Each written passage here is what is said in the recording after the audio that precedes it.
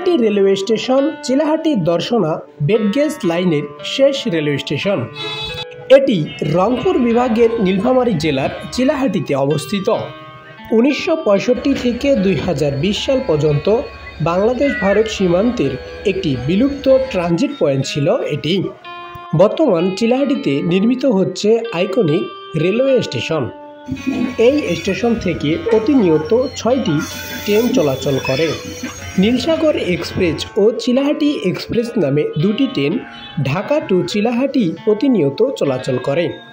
রূপসা সীমান্ত ও খুলনা মেল নামে 3টি ট্রেন প্রতিনিয়ত খুলনা টু চিলাহাটি চলাচল করে।